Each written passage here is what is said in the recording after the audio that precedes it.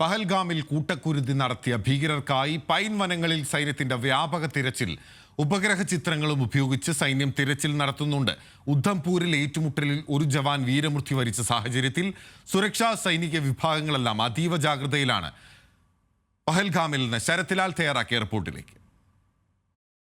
പഹൽഗാമിൽ ഇന്നലെ കൂട്ടക്കൊല നടത്തിയ തീവ്രവാദികൾ സമീപത്തു തന്നെയുള്ള പൈൻകാടുകളുണ്ട് എന്നുള്ള വിവരമാണ് ഇപ്പോൾ ആർമിക്ക് ലഭിച്ചിരിക്കുന്നത്. ഇതനുസരിച്ച് ഇന്ന് 12:30 മണിയോടുകൂടി ആർമിയിലെ 3 ബറ്റാലിയൻ ഈ തൊട്ടടുത്തുള്ള പൈൻ കാടുകളിൽ പരിശോധന തുടങ്ങിക്കഴിഞ്ഞു. ആർമിയുടെ 3 ബറ്റാലിയനും CRPFിൻ്റെ ഒരു ബറ്റാലിയനും അവർക്ക് സപ്പോർട്ടായിട്ട് അവരെ സഹായിക്കാൻ വേണ്ടി ജമ്മു കാശ്മീർ പോലീസിൻ്റെ ഒരു സംഘവുമാണ് ഇപ്പോൾ കുന്നുകൾ തിരഞ്ഞുള്ള പരിശോധന നടത്തുന്നത്. 12ഓളം ചെറിയ കുന്നുകളും അതേപോലെ തന്നെ ഭാരമുള്ള പോലെ നടക്കുന്ന പൈൻ ഫോറസ്റ്റിൻ്റെ ഒരു ശൃംഖലയുമാണ് ഈ പ്രദേശത്തുള്ളത്.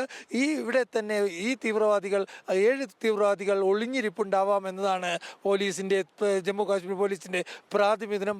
പട്ടാളമാകട്ടെ തെർമൽ ക്യാമറകളും അതേപോലെ ഹെലികോപ്റ്റർ നിരീക്ഷണവും അതേപോലെ ഉപഗ്രഹ ചിത്രങ്ങളും ഉപയോഗിച്ചാണ് ഈ പ്രദേശത്തുള്ള ആളനക്കവും അല്ലെങ്കിൽ തീവ്രവാദികളുടെ സാന്നിധ്യവും തിരിച്ചറിഞ്ഞിരിക്കുന്നത്.